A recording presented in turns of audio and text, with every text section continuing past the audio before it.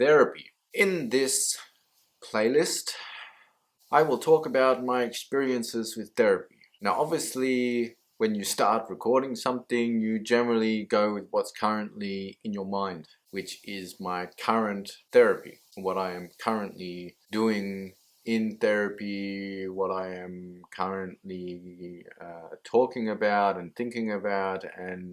But I realize after making some of these videos that this is foolish of me, because therapy needs to be a very fluid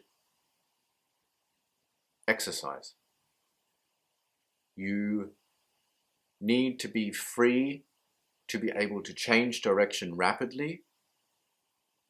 You need to be very open-minded, and I think if I was to start talking about my therapy whilst I'm doing therapy, that could solidify things in my mind and make it harder for me to change direction, because somewhere, inside you go, no, you made that public, so you should stand by what you said.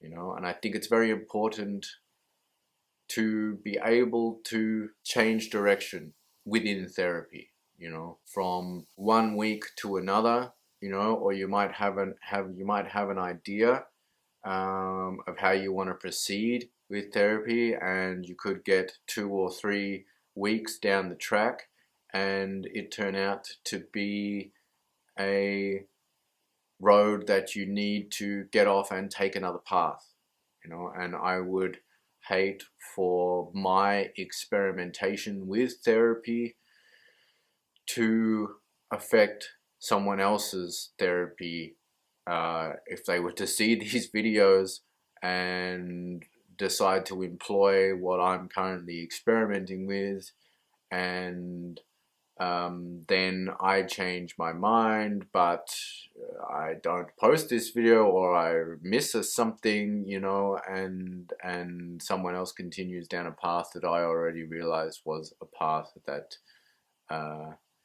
might not be so beneficial. So what am I going to talk about then? I have now 10 years of therapy experience, not constant, come and go, in and here, some of it good, much of it bad, but there are some very common threads in dealing with the medical profession, not just therapy, but medical profession in general. There is definitely ways of approaching therapy and ways of approaching the medical profession which will alleviate a lot of stress and anxiety and disappointment. So I will start with the processes of talking yourself into getting help, how to ask others for help, how to find professional help, and what you might expect, and how you should